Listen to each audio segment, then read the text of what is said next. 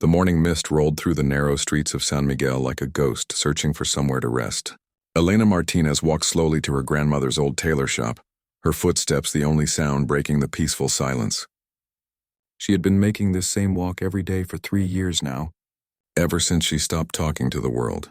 At 24, Elena should have been laughing with friends, maybe planning a wedding or chasing dreams in some big city. Instead, she spent her days fixing torn clothes and hemming dresses for the people in this small mountain town. Not that she minded the work. Sewing was peaceful.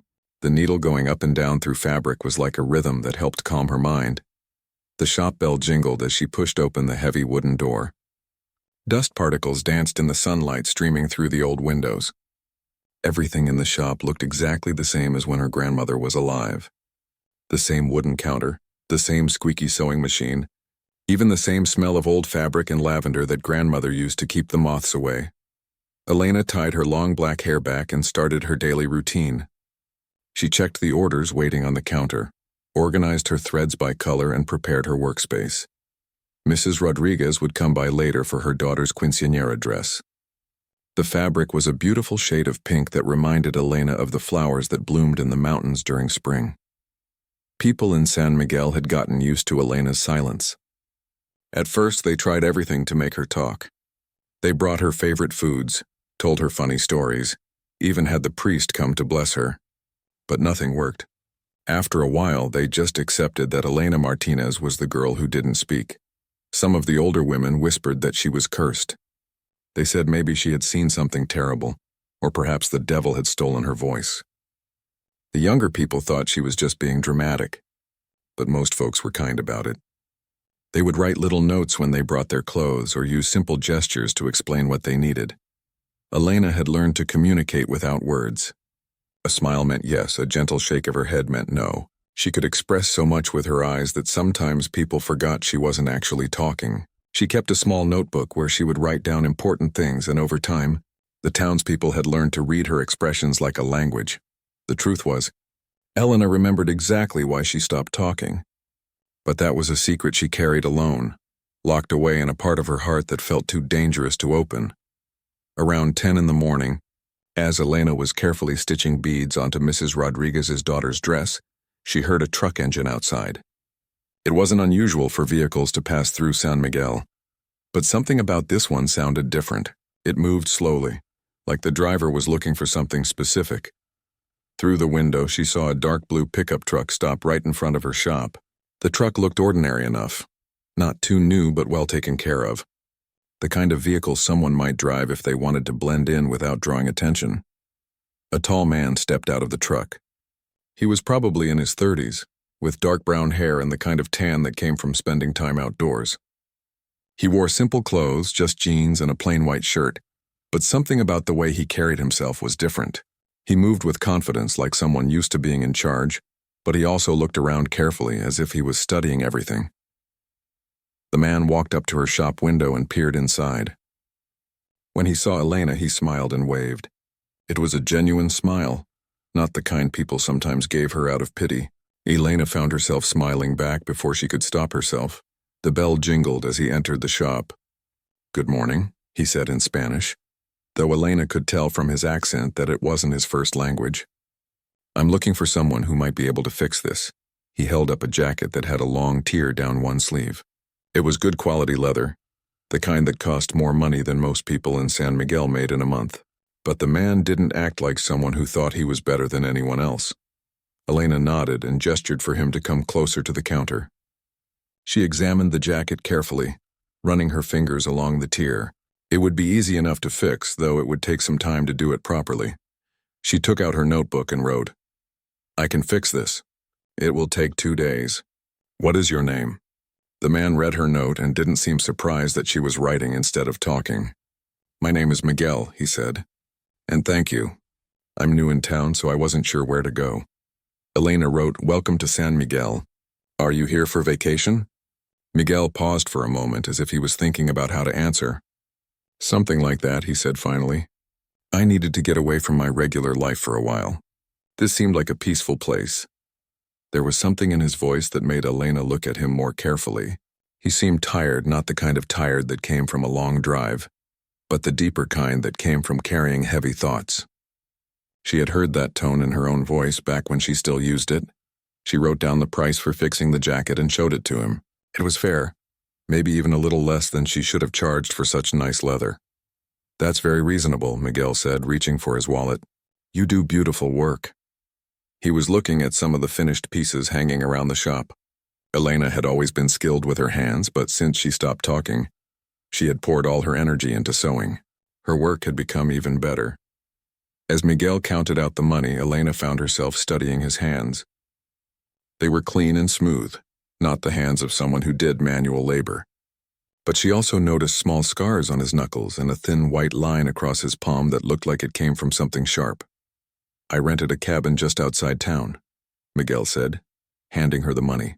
"The old man who owns it said you're the best seamstress in the area." Elena felt her cheeks warm at the compliment. She wrote, "Thank you. What do you do for work?" Another pause. "I'm in between jobs right now," Miguel said. "That's part of why I'm here. Sometimes you need to step back and figure out what comes next, you know?" Elena nodded. She understood that feeling better than he could know. "I'll come back in 2 days then," Miguel said, heading toward the door. "It was nice meeting you, Elena." She looked up in surprise. She hadn't told him her name. Miguel must have seen her expression because he smiled. "The man who owns the cabin told me about you. He said you're the quiet girl who does amazing work with fabric. I hope that's okay." Elena nodded, but she wondered what else people had told him about her. In a town as small as San Miguel, everyone knew everyone's business. After Miguel left, Elena found it hard to concentrate on her work. There had been something different about the way he talked to her. Most people either spoke too loudly, as if being quiet meant she was also deaf, or they spoke too slowly, as if she couldn't understand normal conversation. Miguel had just talked to her like a regular person. She also noticed that he hadn't asked why she didn't speak. Everyone always asked that question, usually within the first few minutes of meeting her. Even when people were trying to be polite about it, their curiosity was obvious. But Miguel seemed to accept her silence as simply part of who she was. Over the next 2 days, Elena worked on Miguel's jacket with extra care. The leather was soft and expensive, and she wanted to make sure the repair was invisible. As she worked, she found herself thinking about their conversation. There had been something mysterious about his answers, but not in a way that felt dishonest. More like he was a person with secrets, just like she was. On the second day, as Elena was putting the finishing touches on the jacket, Mrs. Rodriguez came in to pick up her daughter's quinceañera dress. "Oh, mija, it's beautiful," she exclaimed, holding up the pink dress. "Carmen is going to look like a princess." Elena smiled and wrote, "She will be the most beautiful girl at the party." "You have such a gift," Mrs. Rodriguez said, counting out her payment. "You know, that new man in town was asking about you yesterday." Elena looked up from her sewing, suddenly very interested. "He was at the market buying groceries," Mrs. Rodriguez continued. "Very polite, that one. He asked old Pedro about the town, and when Pedro mentioned you, the man seemed very interested. Not in a bad way," she added quickly, seeing Elena's expression. "More like he was curious about your story." Elena felt a flutter of nervousness in her stomach. She had worked hard to keep her story quiet. The fewer people who knew the real reason for her silence, the safer she felt. "Don't worry, mija," Mrs. Rodriguez said gently. "Pedro didn't tell him anything personal, just that you're a good girl who keeps to herself." After Mrs. Rodriguez left, Elena tried to focus on her other work, but her mind kept wandering to Miguel. What had he really wanted to know about her, and why did thinking about him make her feel nervous and excited at the same time? The next morning, Miguel returned for his jacket. Elena had it ready, wrapped in clean tissue paper. The repair was perfect. You couldn't even tell where the tear had been. "This is incredible," Miguel said, examining the jacket carefully. "You can't even see where it was damaged." Elena felt a warm glow of pride. She wrote, "I'm glad you like it." "I don't just like it, I'm amazed by it," Miguel said. "You have real talent." Instead of leaving right away, Miguel looked around the shop again. "Do you mind if I ask you something?" he said. The next afternoon, Elena found herself checking her appearance in the small mirror behind the shop counter more times than she cared to admit. She had chosen a simple blue dress that she had made herself, one that brought out the color of her eyes. Not that this was a date or anything like that. It was just coffee with someone new in town, someone who seemed genuinely interested in talking with her, even if she couldn't talk back. At exactly 2 o'clock, Miguel knocked on the shop door. He carried a small paper bag and 2 cups of coffee from Rosa's cafe down the street. Through the window, Elena could see that he had remembered to ask for extra sugar, just the way she had written that she liked it yesterday. "I hope you don't mind that I got you a pastry too," Miguel said as Elena let him in. Rosa said the apple turnovers are the best in town. Elena wrote, "Thank you." That was very thoughtful. They sat at the small table Elena used for cutting fabric. It felt strange to have someone sharing her workspace, but also nice. The shop had been so quiet for so long that having another person there made it feel more alive. Miguel talked easily about simple things. He told her about his walk around town that morning, how he had gotten lost trying to find the post office, and his conversation with the old man who ran the hardware store. He had a way of telling stories that made ordinary things sound interesting. "The mountains around here are beautiful," Miguel said, looking out the window. "I went for a hike yesterday evening. You can see the whole valley from up there." Elena wrote, "I used to hike there when I was younger. There's a spot near the waterfall that's perfect for watching the sunset. Would you show me sometime?" Miguel asked. Then he paused, as if he realized he might be moving too fast. "I mean, if you're comfortable with that. I understand if you prefer to keep to yourself." Elena considered this. 3 years ago, she would have said yes immediately. She loved those mountain trails and knew them better than anyone. But 3 years ago, she had also been a different person, someone who wasn't afraid of being seen, of being noticed, of being remembered. She wrote, "Maybe. Let me think about it." "Of course," Miguel said. No pressure at all. As they drank their coffee, Elena found herself really looking at Miguel. He had kind eyes, the sort that seemed to see more than they let on. When he smiled, which he did often, the corners of his eyes crinkled in a way that suggested he smiled a lot in his regular life. But sometimes when he thought she wasn't looking, his expression would become serious, almost worried. "Can I ask you something?" Elena wrote after they had been talking for a while. "Sure," Miguel said. "You seem like someone who's used to being around a lot of people, but you chose to come to a place like this where nothing ever happens. Why?" Miguel was quiet for a long moment, turning his coffee cup around in his hands. "Sometimes the places where nothing happens are exactly what you need," he said finally. "Sometimes you need to remember what peace feels like." Elena understood that feeling. Before everything changed, she had taken the quiet safety of San Miguel for granted. Now she knew how precious it was. "What about you?" Miguel asked gently. "Have you always lived here?" Elena nodded and wrote, "Born and raised. My grandmother left me this shop. Do you miss her?" Elena's throat tightened. She wrote, "Every day. She was the only family I had." "I'm sorry," Miguel said, and Elena could tell he meant it. "She must have been very proud of your talent." Over the next few weeks, Miguel became a regular visitor to Elena's shop. Sometimes he brought coffee. Sometimes he just stopped by to talk while she worked. He never stayed too long, and he never made her feel like she had to entertain him. He seemed content to sit quietly and watch her sew, occasionally asking questions about her techniques or commenting on the beauty of a particular design. Elena began to look forward to these visits more than she wanted to admit. Miguel had a calming presence that made her feel safe in a way she hadn't felt in years. He told her stories about places he had traveled, books he had read, and interesting people he had met. In return, Elena shared her thoughts through written notes, and sometimes through small sketches she would draw to illustrate her ideas. One afternoon, Miguel brought his laptop to the shop. "I hope you don't mind," he said. "I have some work to catch up on, but I like the atmosphere here. Is it okay if I sit in the corner and type for a while?" Elena nodded, curious about what kind of work he did on a computer. As Miguel settled into the chair by the window, Elena noticed that he was very careful about positioning the screen so she couldn't see it. Not in a rude way, but like someone who was used to keeping his work private. While Elena altered a pair of pants for one of the local farmers, she occasionally glanced over at Miguel. He typed quickly and confidently, and every now and then he would pause to make a phone call.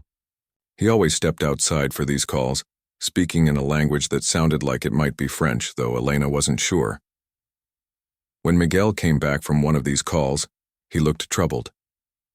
Elena wrote, "Is everything okay?" "Just some complications with my work situation," Miguel said. But Elena could tell there was more to it than that. As the days passed, Elena began to notice other things about Miguel that didn't quite fit with his story of being someone taking a break between jobs. His clothes were simple, but they were very well made. His watch was expensive, though he wore it casually as if he didn't think about its value. And sometimes when he thought no one was looking, he would check his phone with the kind of urgency that suggested he was expecting important news.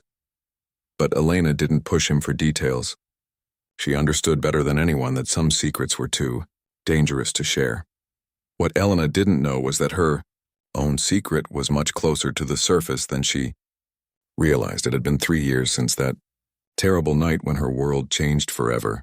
3 years since she had been walking home late from the shop and decided to take a shortcut through the alley behind the town hall. 3 years since she had heard voices coming from Mayor Vega's office and foolishly crept closer to listen. She had expected to hear a boring town council meeting or maybe the mayor working late on paperwork. Instead, she had seen something that made her blood turn cold. Mayor Vega was sitting behind his desk, counting stacks of money while talking to 2 men Elena didn't recognize. The men wore expensive suits and spoke with accents that suggested they were from the capital city, maybe even from another country. "The mining operation can begin next month," one of the men was saying. "Our geological surveys confirm that the mineral deposits extend all the way to the protected watershed area. And you're sure no one will interfere?" Mayor Vega asked, stuffing more bills into a briefcase. "That's why we're paying you so well," the second man replied. "Your job is to make sure the environmental inspectors don't ask too many questions and that the local permits get approved quickly." Elena had pressed herself against the wall, hardly daring to breathe. The protected watershed was the source of San Miguel's drinking water. It was also home to rare birds and plants that existed nowhere else in the region. Mining there wasn't just illegal. It would destroy the ecosystem that the entire town depended on. "What about the people who live near the mining zone?" Mayor Vega asked. "They'll be compensated for relocating," the first man said dismissively. "If they refuse to move, we'll find other ways to convince them." The tone of his voice made Elena's skin crawl. These weren't men who would take no for an answer. "And if anyone tries to interfere with the operation?" Mayor Vega asked. "Then they'll learn to keep their mouths shut," the second man said. "Permanently, if necessary." Elena had heard enough. She tried to back away quietly, but her foot caught on a loose stone. The small sound echoed in the alley like a gunshot. "What was that?" one of the men asked sharply. Elena ran. She ran faster than she had ever run in her life. Through the dark streets of the town she had always felt safe in, her heart pounding so hard she thought it might burst. Behind her she could hear footsteps and voices calling out in the darkness. She made it home and locked every door and window, but she didn't sleep that night. Or the next night, or the night after that. 2 days later, Mayor Vega had visited her shop. "Elena," he had said in his friendly public voice, the same voice he used when giving speeches at town festivals. "I heard you might have been walking near the town hall a few nights ago." Elena had tried to act normal, but her hands were shaking as she worked on the dress she was hemming. "I want you to know that sometimes people think they see or hear things that they don't really understand," the mayor continued. "And sometimes it's better for everyone if those people just forget about whatever they think they witnessed." Elena had looked up at him then, and the smile on his face didn't match the coldness in his eyes. "You're such a sweet girl, Elena, and you have such a bright future ahead of you. It would be terrible if something happened to interfere with that future, or if something happened to affect the people you care about." The threat was clear, even though the mayor never said it directly. Elena had nodded silently, understanding that her life had just changed forever. "I'm glad we understand each other," Mayor Vega had said. "And Elena, I think it would be best if you learned to be a little more quiet about things. Some secrets are too dangerous to share." The annual Harvest Festival was always the biggest celebration in San Miguel. For 3 days, the town square would fill with music, dancing, food stalls, and games for the children. Everyone participated in some way, whether by selling crafts, cooking traditional dishes, or simply enjoying the festive atmosphere. Elena usually loved the Harvest Festival. In past years, she would display some of her most beautiful handmade dresses and sell them to visitors from neighboring towns. But this year felt different. Ever since she had noticed the black car watching her shop, Elena felt like she was being observed everywhere she went. Still, she couldn't stay hidden in her shop forever. The festival brought important business and Elena needed the money. So she selected her 3 best dresses and set up a small booth near the edge of the square, where she could keep an eye on all the exits. Miguel found her there on the 2nd day of the festival. He was carrying a plate of churros and looked more relaxed than she had seen him in weeks.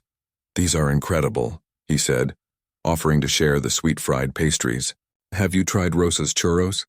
I think I might become addicted to them."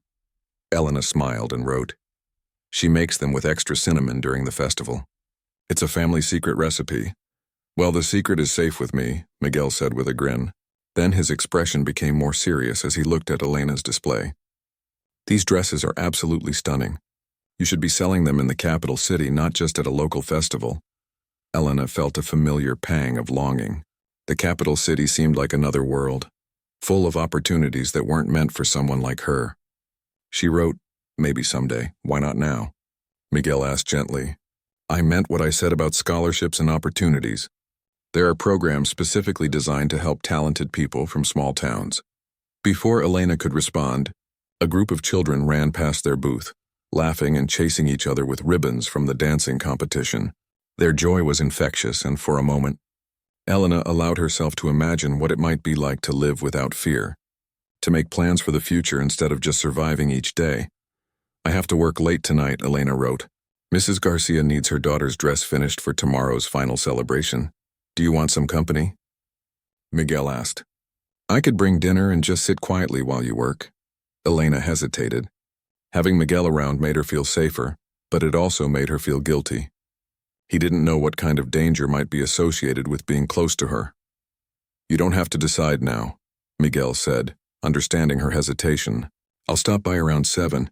If you'd rather be alone, just turn off the shop lights and I'll know to come back another time." That evening, Elena found herself leaving the lights on. Miguel arrived with a bag of food from the festival and a thermos of coffee. "I thought you might be too busy to eat properly," he said.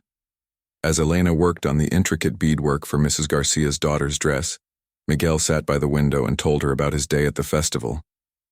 He had tried his hand at the ring toss game, unsuccessfully attempted to learn a traditional folk dance, and had a long conversation with the elderly man who carved wooden toys for the children. "He's been making those toys for 60 years, Miguel said. "His grandfather taught him and his grandfather's grandfather taught him. It's amazing how some traditions survive for so many generations." Elena looked up from her sewing. Miguel often talked about traditions and history in a way that suggested he thought about these things more deeply than most people. Sometimes she wondered if he was a teacher or maybe a historian. Around 9 o'clock, Elena heard vehicles outside. That wasn't unusual during the festival, but something about the sound made her look up. Through the window, she could see several large trucks moving slowly down the street. They were the kind of trucks used for construction or mining, with equipment strapped to their beds and mud caked on their wheels. Miguel noticed her attention and looked outside as well. His relaxed expression immediately changed to something more alert and focused. "Those trucks don't look like they're here for the festival," he said quietly. Elena's hands began to shake. The trucks looked exactly like the ones she had seen 3 years ago, the night she overheard the conversation in Mayor Vega's office. She tried to focus on her sewing, but her needle kept slipping. "Elena, are you okay?" Miguel asked, moving closer to her. "You look pale." Elena wanted to write that she was fine, but her hands were trembling too much to hold a pen. The trucks passed by the shop slowly, and she could hear men's voices over the sound of the engines. One of the voices was giving directions, telling the drivers where to park and unload their equipment. Miguel must have sensed her fear because he moved to the light switch and turned off the main shop lights, leaving only the small lamp by Elena's sewing machine. "Sometimes it's better not to be too visible," he said softly. They sat in the dimly lit shop for several minutes listening to the sounds outside.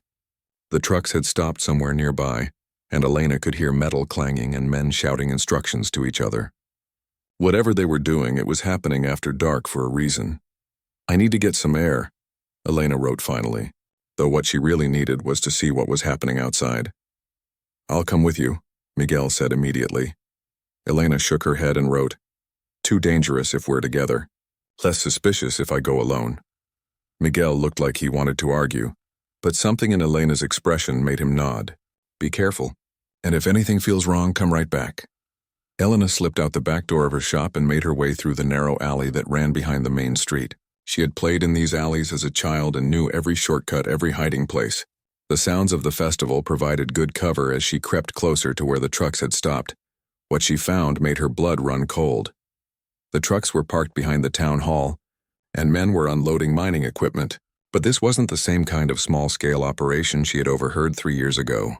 This was serious, industrial-grade machinery designed for major excavation. Elena crept closer, hiding behind a stack of construction materials. From there, she could see into the lit windows of the town hall's back conference room. Mayor Vega was there, along with several men in expensive suits. But what made Elena's heart stop was the sight of maps spread across the table.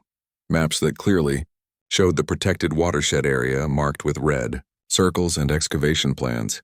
The operation begins Monday, one of the men was saying. We've waited long enough and the festival provides perfect cover. Everyone will be distracted by the cleanup and getting back to normal. What about environmental inspectors? Mayor Vega asked. Taken care of, another man replied. The paperwork shows that all permits are in order. By the time anyone realizes what's happening, we'll have extracted what we need and moved on. And the locals who live near the mining site? Also taken care of. Most of them have already accepted our relocation offers. The few who haven't will change their minds once the operation begins. Elena pressed herself further back into the shadows, trying to process what she was hearing. This was so much worse than what she had witnessed 3 years ago. This wasn't just illegal mining. This was a massive operation that would destroy the entire ecosystem around San Miguel. What about security? Mayor Vega asked. Are you sure no one will interfere? We've identified all potential problems, the first man said. There's only one loose end left to tie up. Elena felt ice in her veins as the man pulled out a photograph and placed it on the table. Even from her hiding spot, she could see that it was a picture of her. The Martinez girl, the man continued. She was a witness 3 years ago, and even though she's been quiet, she's still a risk. Some risks are too big to leave to chance. What are you suggesting? Mayor Vega asked, though his tone suggested he already knew. She had an accident tonight, very sad. Young woman working alone during the festival. Maybe a gas leak in her shop, or perhaps she fell and hit her head. These old buildings can be dangerous. Elena's knees almost gave out. They were planning to kill her. Tonight. She started to back away from the window, but her foot caught on a piece of metal pipe. The clang echoed through the night like a bell. What was that? One of the men asked sharply. Elena ran. Just like 3 years ago, she ran through the dark streets with her heart pounding and fear driving her forward. But this time was different. This time they weren't just trying to scare her into silence. This time they wanted her dead. Behind her she could hear shouts and the sound of footsteps. Flashlight beams swept through the alleys searching for her. Elena used every shortcut she knew, every hiding place from her childhood games, but she could hear them getting closer. She thought about running home, but that would be the first place they would look. She thought about going to the police, but Mayor Vega probably had connections there too.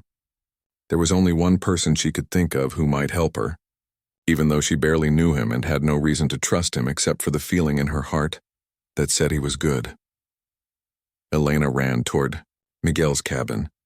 By the time she reached the small house on the outskirts of town, her lungs were burning and her legs felt like they might collapse. She pounded on the door with both fists, looking over her shoulder to see if the flashlight beams were getting closer. Fernando moved with a speed and precision that Elena had never seen before. Within seconds, he had made 3 phone calls in rapid succession, speaking in different languages to different people.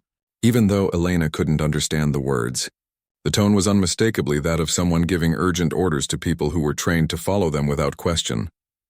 My security team will be here in 20 minutes, Fernando said, tucking the sophisticated phone back into his pocket. But those men outside aren't going to wait 20 minutes. Elena peered through the window. She could count at least 6 flashlights moving through the trees around the cabin, and she could hear voices coordinating their approach. These weren't the kind of men who would be scared off by locked doors or calls for help. Is there another way out of here? Fernando asked, scanning the small cabin. Elena nodded. There's a cellar door in the kitchen that leads to an old root cellar. From there, there's a tunnel that comes out near the creek. My grandmother told me about it. The previous owners used it during the Civil War. Show me, Fernando said. As Elena led him to the kitchen, she could hear the men outside getting closer. Their voices were clearer now, and what she heard made her blood run cold. Surround the building. Don't let anyone out. And remember, this needs to look like an accident. What about the man with her? Wrong place, wrong time. Two bodies are just as easy to explain as one. Elena's hand shook as she moved the old rug that covered the cellar door. These men weren't just planning to kill her anymore. They were planning to kill Fernando too, simply because he was there. The wooden door opened with a creak that sounded impossibly loud in the quiet cabin. Elena grabbed a flashlight from the kitchen drawer and started down the narrow wooden steps. With Fernando close behind her, the root cellar smelled of earth and old vegetables, but it was dry and the tunnel entrance was exactly where Elena remembered it. The passage was narrow and low, meant for people much smaller than Fernando, but it would have to work. Elena, Fernando said as they prepared to crawl into the tunnel, I need you to understand something.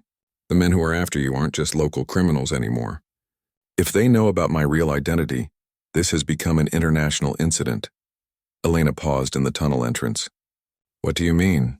Think about it, Fernando said grimly. I'm a European king hiding in a small mountain town. You're a witness to a major illegal operation. Someone connected these dots and realized they could solve multiple problems at once. The pieces clicked together in Elena's mind with horrible clarity. They're going to blame you for my death. Or blame me for the illegal mining operation, or both, Fernando said. Either way, it creates a diplomatic crisis that benefits whoever is really behind this operation.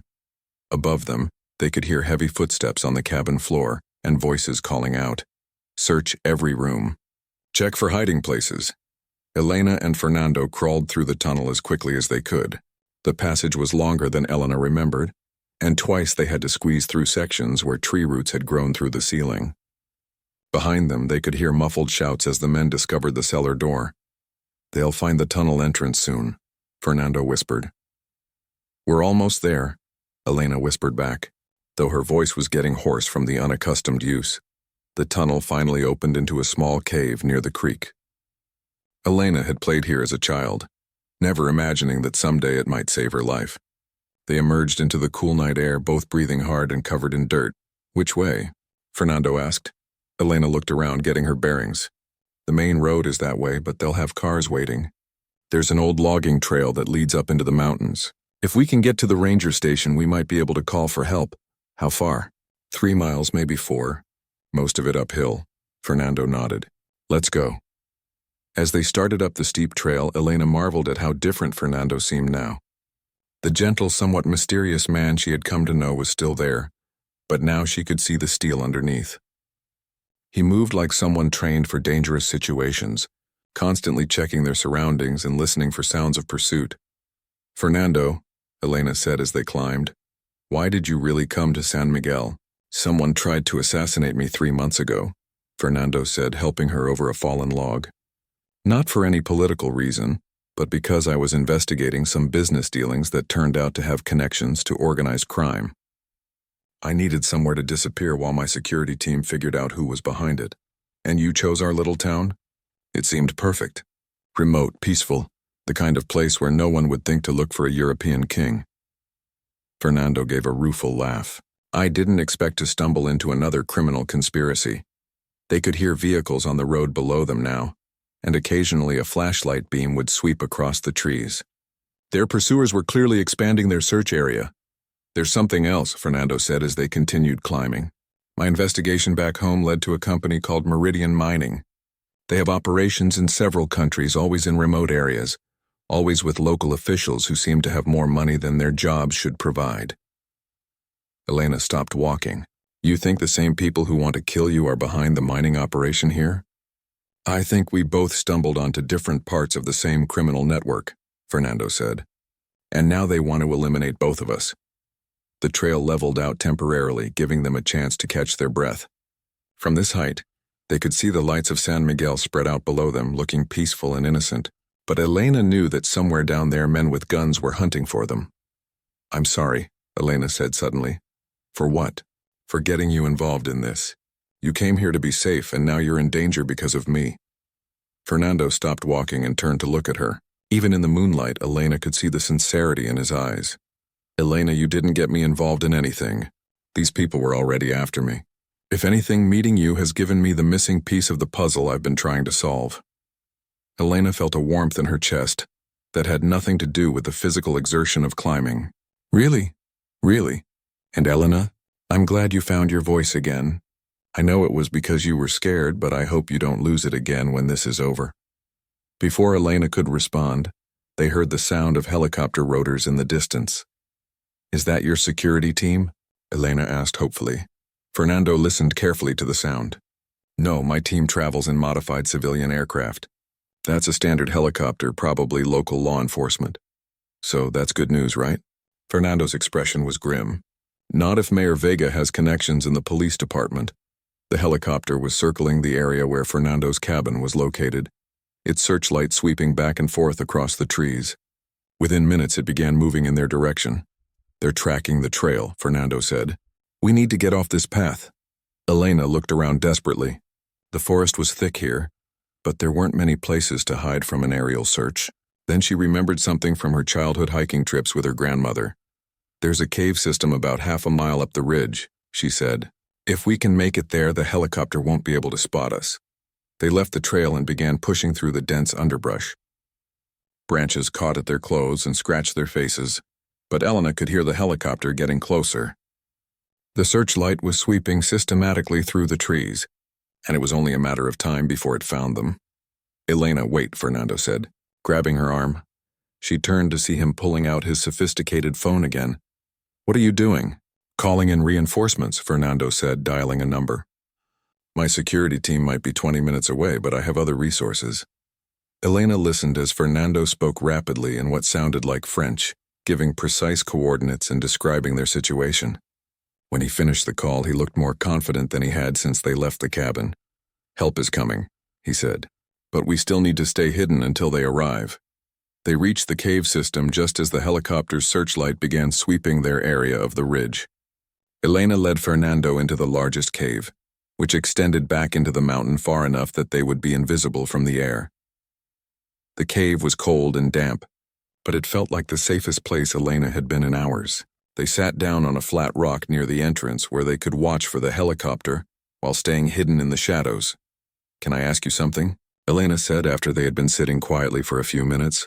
Of course. What's it like being a king? I mean, in normal times when people aren't trying to kill you? Fernando smiled, and for a moment he looked like the gentleman who had visited her shop with his torn jacket. It's a lot of meetings, he said. And ceremonies. And trying to balance what different groups of people want when they all want different things. Do you like it? I used to think I did. But spending time in San Miguel, getting to know you and the other people in town, it made me remember why I wanted to be king in the first place. It's supposed to be about serving people, about making their lives better. Elena thought about this. You could have just told me who you were from the beginning. Would you have believed me? Elena considered this seriously. Probably not. I would have thought. The safe house was nothing like Elena had expected. Instead of a stark military-style building, Fernando's security team had taken them to a comfortable villa in the hills overlooking the capital city. Large windows filled the rooms with natural light, and Elena could see gardens and mountains in the distance. It felt more like a peaceful retreat than a hiding place. The investigation will take several weeks, Fernando explained as they sat in the villa's sunny kitchen the morning after their escape. My security team is working with federal authorities to map out the entire Meridian mining network. What you witnessed in San Miguel was just one small part of a much larger operation. Elena sipped her coffee and tried to process everything that had happened in the past 24 hours. After years of living in silence and fear, the sudden explosion of activity felt overwhelming. What about the people in San Miguel? Are they safe? They're safe, Fernando assured her. My team moved in right after we left. Mayor Vega and his associates were arrested before dawn, and all the mining equipment has been confiscated. The Federal Environmental Agency is conducting a full investigation of the watershed area. Elena felt a weight lifting from her shoulders that she hadn't even realized she was carrying. So it's really over? The immediate danger is over, Fernando said carefully. But Elena, there's something we need to discuss.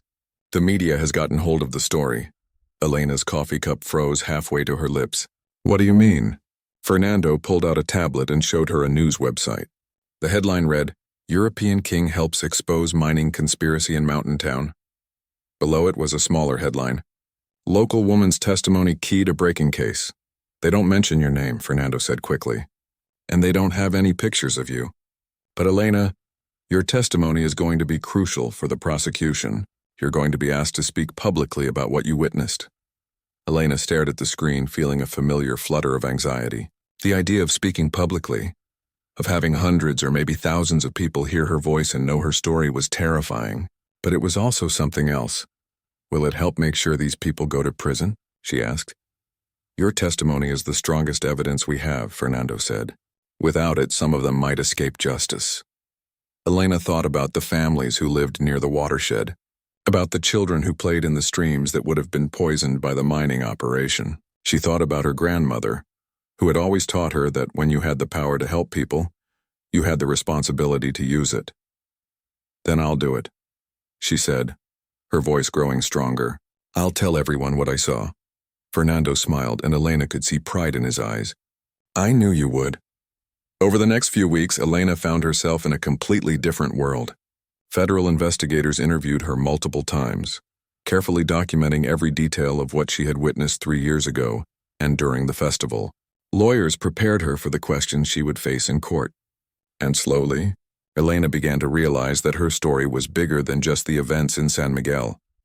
Your case has inspired other witnesses to come forward, the lead prosecutor explained during one of their meetings.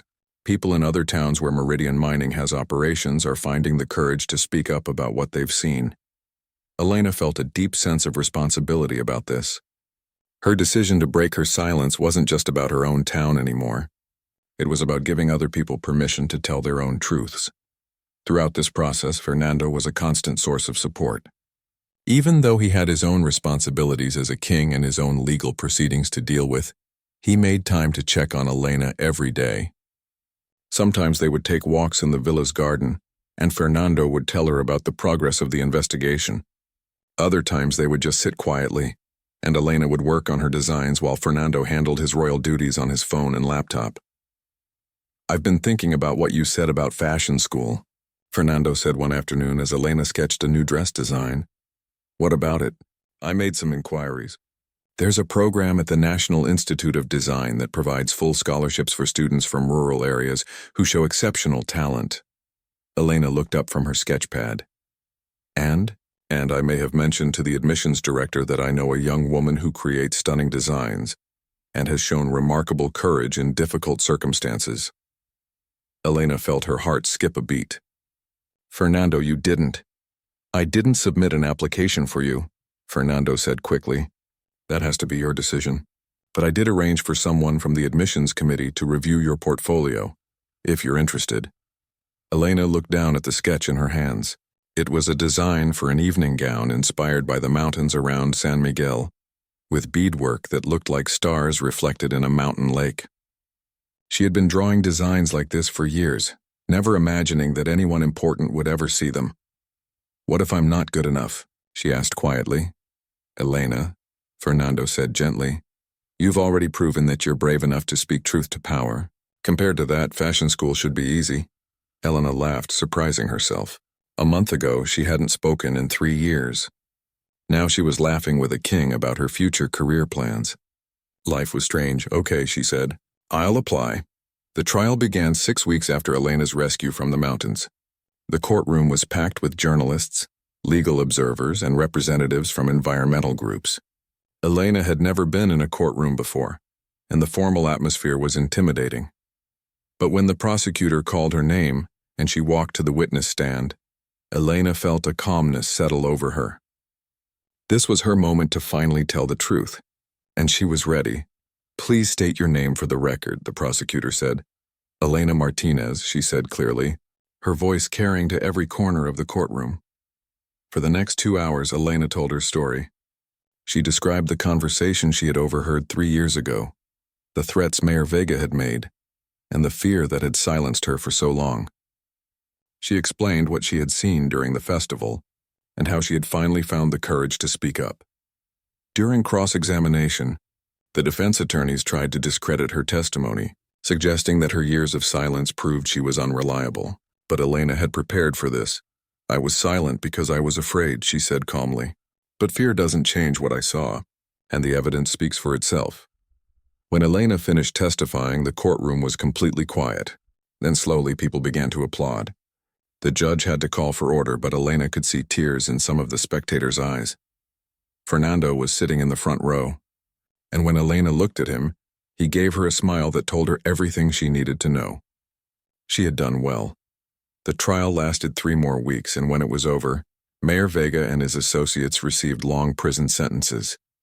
The Meridian Mining Company was shut down, and several government officials who had been taking bribes were also arrested. But for Elena, the most important moment came when the National Institute of Design called to tell her she had been accepted with a full scholarship. I can't believe it, she told Fernando, as they sat in the villa's garden, looking at the acceptance letter for the 10th time.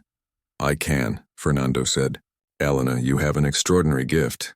It's time for the world to see it. Elena looked at the man who had changed her life in so many ways. What happens now? I mean with us? Fernando was quiet for a moment. I have to go back to my kingdom soon. There are responsibilities I can't avoid forever. But Elena, what we've been through together has changed me. I want to use my position to support people like you. People with talent who just need an opportunity. And I want to use my education to help my community, Elena said. Maybe I can come back to San Miguel someday and start a program to teach young people about design and entrepreneurship.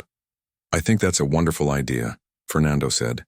And Elena, I hope you know that you'll always have a friend in me. Distance doesn't change that, Elena smiled. I know. On Elena's last day at the villa before leaving for design school, Fernando gave her a gift. It was a small silver pendant in the shape of a mountain, with tiny diamonds that sparkled like stars. To remember where you found your voice, he said as he helped her put it on. As if I could ever forget, Elena said.